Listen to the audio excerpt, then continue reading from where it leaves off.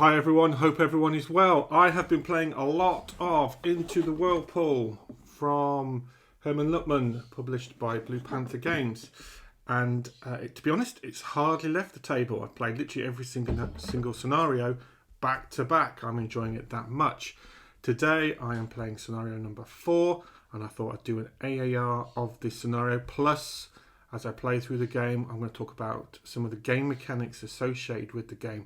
And there's a lot to like about a lot of these mechanics. So I'll be highlighting some of those as I do a recount of the action of every single turn. So this scenario is entitled The Whirlpool of Death. And I think you could say in this scenario there'll be plenty of both of those two. And indeed at the same time. It is a vicious combat orientated scenario. So what we have here, we have the United States Army here at the top of the board. We've got the Confederates here, and the key objectives in this scenario, as I just look at the scenario objectives. Well, let's talk about some of the special rules first. So firstly, for a lot of these counters here, they've already taken casualties in the history, so they're not at full strength. And some of the leaders have already been activated, and they cannot be activated unless they come into combat with the Confederates. So some of them, what it does mean for this player or this side, some of their tactical options are a little bit less than, say, for the Confederates here. There are skirmishers, so some of the units I need to mark up as skirmishers. There are reinforcements in this scenario, and I believe there are reinforcements for both sides. The game length starts at 6 o'clock and finishes at 8 o'clock, with each turn being 15 minutes of time of the battle, as it were. If I just have a skip through, so we've got, for the victory points, there are victory points for the ridge, which is moving around the camera, is over this sort of area here. There are victory points for Stony Hill, which will be here on the map, and there are victory points for the Wheatfield Road, which is this road that runs along here. So as we can see, this I predict most of the fighting and the action will be, I think the whole battle will move. Stony Hill in previous scenarios has been a hard fight, as has the ridge there, but in fairness, in this scenario, the Confederates have already got it. So and then there are victory points for casualties as well. I think it's definitely a full evening scenario. It's probably, of all the scenarios that I've played so far, apart from the largest scenario, which is where you kind of have everything, it's got slightly more moving parts. And I think the scenario book does a good job of, by playing through the scenarios in order, each one has more parts to it. So for example, this one's got a few more special rules. It's got more reinforcements, etc., etc. There's quite a few units, as you can see on the board, for both sides. Maybe more for United States Army here. So yeah, looking forward to getting stuck into it. I will be playing with the cards. I enjoy the cards in the game. They add certainly a very strong thematic flavour to it. So what I'll do is, the next thing I like to double check all the setup. So if there's any errors in the setup, I'm going to correct those, just double check that. I'll need to roll for initiative to determine who goes first. So in this game, it's not predetermined who goes first.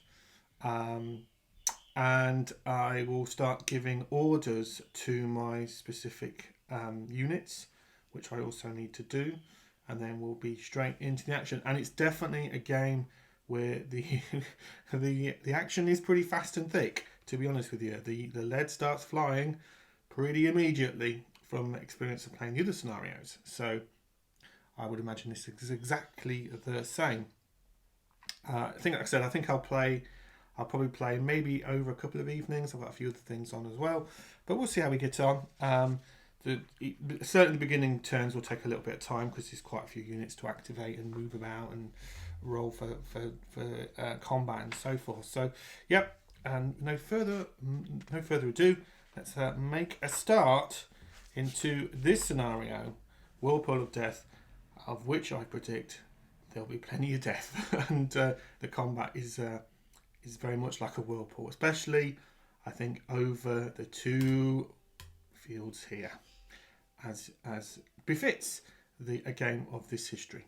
So I'm halfway through the first turn, and before I finish this first turn and talk about surmise at the end of the first turn, I just stopped playing and just want to talk about a couple of things. So on this side of the battlefield here, these brigades here, under the leadership of Kershaw, have moved up quite successfully-ish across the fields, taking some casualties here. And I gave this unit here, this brigade, sorry, the engage order, and which worked out okay for them.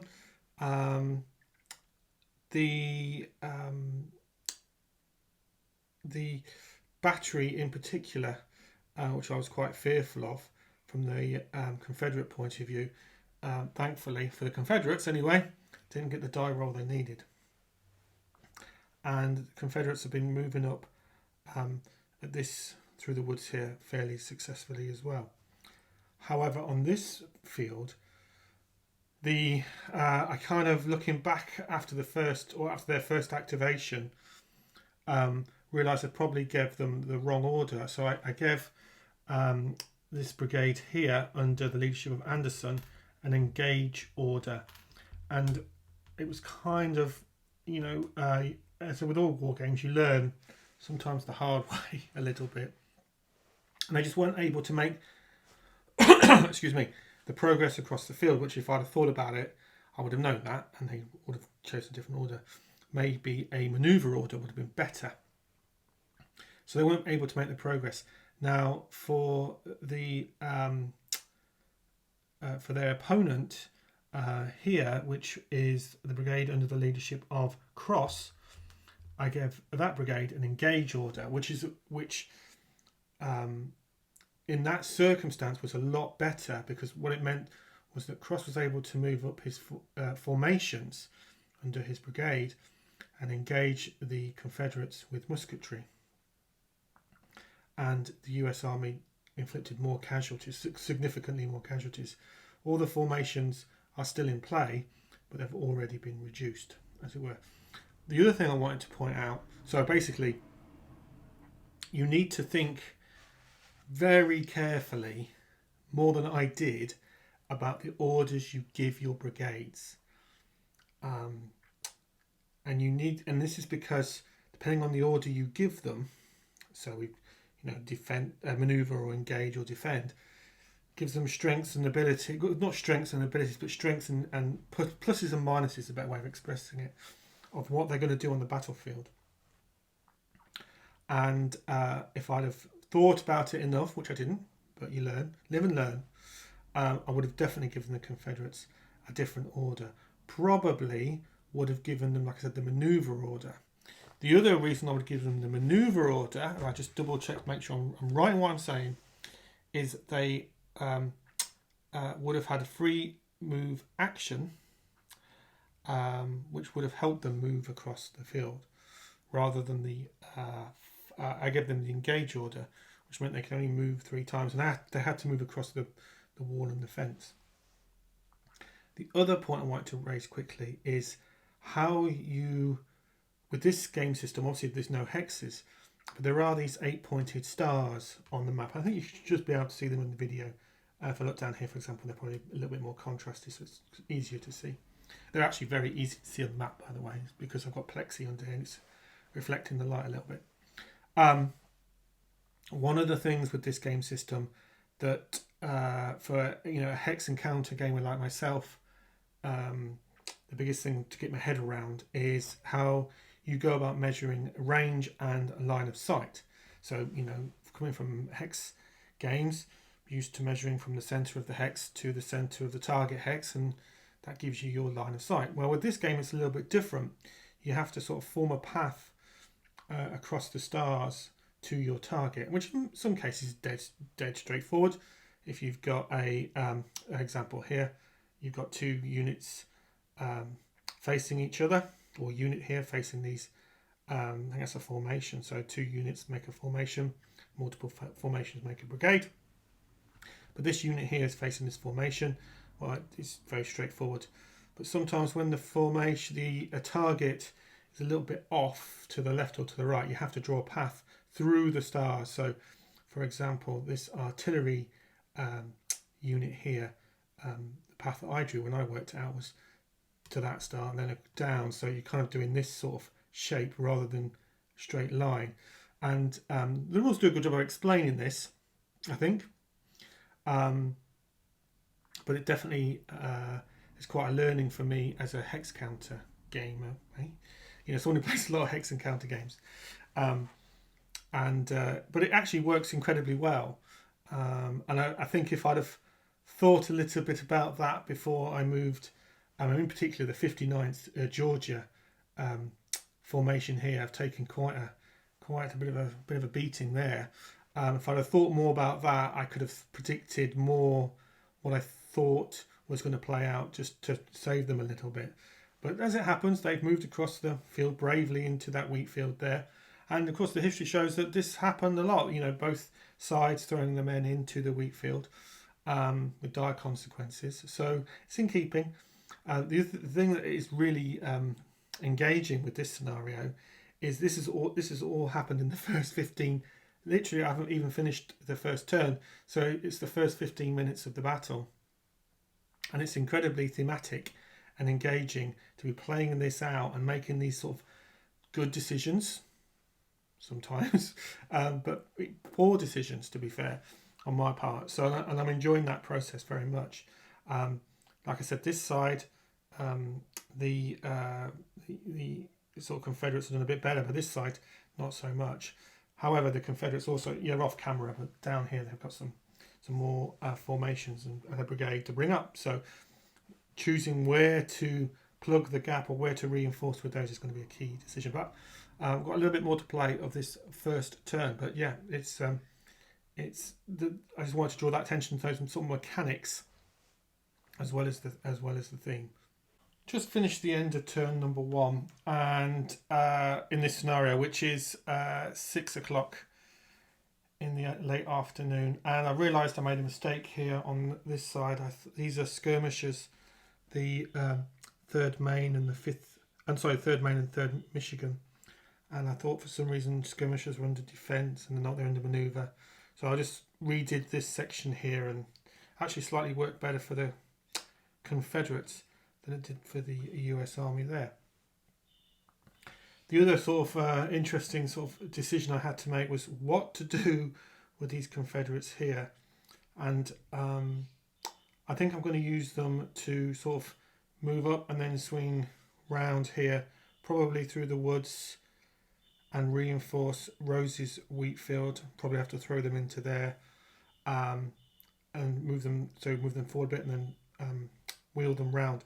However, as is the nature of this type of tactical game, we've got a couple of Confederate formations here. Well, one formation, but some units here that are royally in the way. So we'll have to resolve that in the next turn. The rest of the turn sort of played out as before. One thing that I need to make a note of, and by saying it out loud it will help me remember, is that there are some of the US Army leaders here that are you can't activate them until they have they've been activated. They can't really do anything until they get attacked. So I've placed out of command. They're not out of command. I've just placed them under them just to help me remind me that rule, sort of thing I would easily forget in the maelstrom of combat and activate them when I technically shouldn't have. But yeah, the first turn's shaping up quite nicely in terms of the sort of theme, in terms of the narrative that this game is playing out. Obviously, I'm playing the game solo, so I'm trying to make the best of the decisions on both sides. In terms of the Confederate, their aim really is to make good on some advances, see if they can make a better situation of the Roses wheat field here. They're doing quite well moving up through this wooded area here up to the road. And Stony Hill they need to really see if they can continue the moving across this field here up to the peach orchard. That's going to be definitely difficult for them to take, but we shall see. In the first turn, seemingly all the dice rolled seemed to go in favour of their opponents, and we'll see how that pans out in the second turn. In terms of the orders that I'm thinking about, I think to resolve some of this, some of the key sections, especially here across the fields basically, I think we're going to see if we can change orders, which we need to roll to see if that can be done. And if it can, I think we're going to see some bayonet melee action and see if that can swing maybe more in, see if the Confederates can make good on their gaining here, and especially on Rose's wheat field. For the Confederates, they want to get out of that wheat field as fast as possible. For the US Army, they want to hold them back as long as possible and keep, inflicting casualties and reducing the number of units formations. See if they can, effectively make that brigade ineffective, for want of a better description. So yeah, looking forward to the next turn. I think the next turn, I will check with the scenario rules.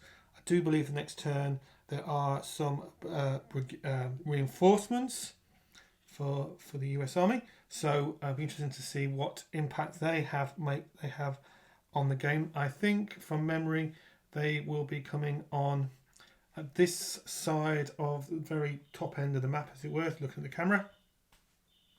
I do need to check the rules about moving your units through friendly units, as there's quite a sort of some of it's a bit off camera, but there's quite a few units here in the way of each other, for want of a better expression, and see, just to re-familiarise myself how that works in the rules. But yeah, best get to it. So I've just completed the next turn, as it were, and on this side of the battlefield, the Confederates have made good their advance. They've inflicted a couple of casualties, nothing too much. They have a bit of a weakness here in this sort of centre section here. The Confederates have suffered a little bit. These here, the 3rd South Carolina.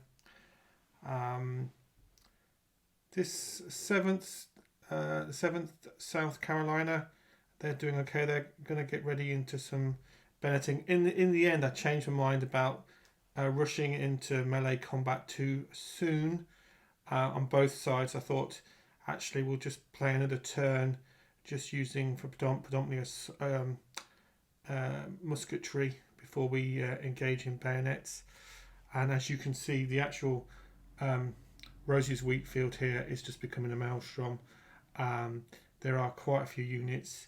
The US Army are bringing up some more units as well to contend with the Confederates. The Confederates have made a little bit of progress, but have taken, overall have taken significant losses. So when you do so, you flip the counter over. So I can sort of see, having played the game a bit now, that the Confederates are a little bit on the back foot here. And then we have this line here of reinforcements. Well, I say reinforcements. Technically, they're not reinforcements, but in my mind, thematically, they are. Now, what that will do, we'll probably start now to pivot and bring in some of these troops into both into Roses, into the wheat field here, and just on this side of Stony Hill and through this wooded area here, to start to contend with that.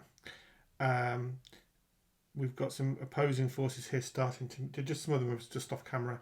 We're going to start to move across the board here to get into ready to contend with those. So it's quite a lot of action. It's quite a lot in the thread, hanging from a thread. Really, it feels like the Confederates are making progress, but it's bloody. They're definitely taking a toil in doing so, and their enemy is successfully holding them and pushing them back, even thematically wise. Anyway, um, so I think the next turn will be quite pivotal, but um, yeah, I think it's been the next two turns, as it were. Let's see how we go on. So this is definitely shaping up to be its namesake. So we've got here a lot of the Confederate units are making their way across the wheat field here, but so significant losses on both sides. And it already has been some vicious combat with multiple units and formations being removed from the board.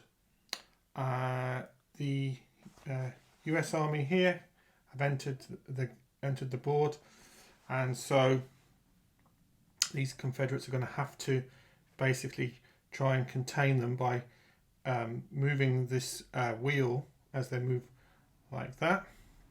And this side of the board, the Confederates have made quite good progress into the orchard here, but again, there's plenty of enemy units here are going to have to contend with. The road itself is still being held on to, so it still feels very much in the balance. Like I said, there's quite a few counters have been removed from the board. The fighting is, especially the melee combat in this game, can be very, very decisive, and it's simultaneous as well. So it's not always in the favour of the attacker at all. For the Confederates, so they were able to use a card, and I like the thematic cards in the game to bolster their confidence, which definitely helped them, and that was quite telling in terms of the mechanics. The combat is definitely only a little bit crunchy, but it's certainly a little bit crunchy, and I enjoy the mechanics of that immensely. And I'll know that when I do a full review, I'll go into exactly how all those mechanics work. So yeah, moving on to the next turn. At the end of that turn, the Confederates are having a hard time of it, both in the orchard here. Their attacks have been repelled. They haven't really been able to grab that objective yet. This the hill here and the field completely pushed back and lost formation. Through the wooded area here, again, just hitting fierce resistance, not making any ground. In the wheat field itself, it is without doubt a maelstrom, with both sides taking severe casualties. It feels like the Confederacy are going to have a very hard time of it. It feels like their enemy have the upper hand.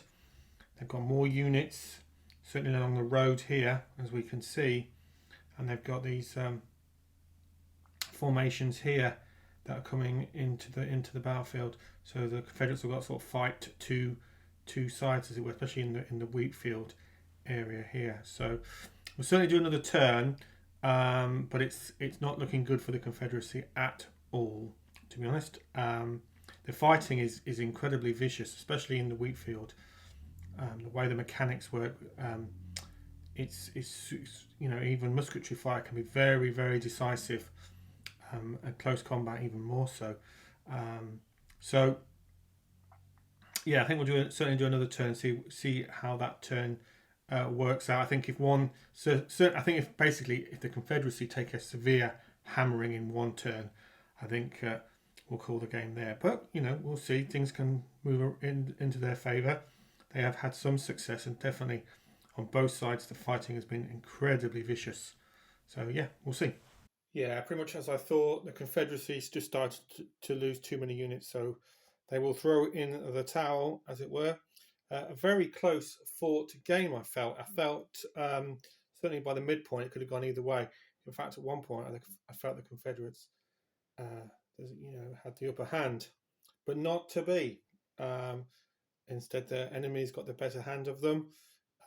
Most of the vicious fighting, not surprisingly, the wheat field, forest area, a little bit on the hill, this side of the board, but not so much. and the actual peach orchard itself.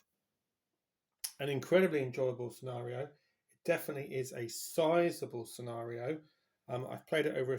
I've made this video and been playing the game over a few evenings. Even though the board's not physically that large, as you can see, there's a lot of units, and the manoeuvring is probably the. I think there's a couple of takeaways I would want to call out here. One is the manoeuvring of the formations is really important. I did not do a good job of bringing these units in, and there were other times where just the manoeuvring of the units wasn't as I hadn't thought it through enough. So definitely that. Um, I'm pretty getting more confident with some of the rules, but certainly where I am in this phase of learning this game is playing a turn or whatever, then referring to the back to the rule book. The rule book, the only quibble I think the rule book is very good. The only quibble I have with the rule book, which this scenario highlighted to me, was there's no index, there's no table of contents anywhere. So sometimes finding the rules is a little tricky. They are all there, but in the midst of playing, um, I think the overall, I would say definitely some key learnings for myself as a player, learning the system, learning the game, trying to play both sides to the best of their advantages while exploiting the enemy's disadvantages.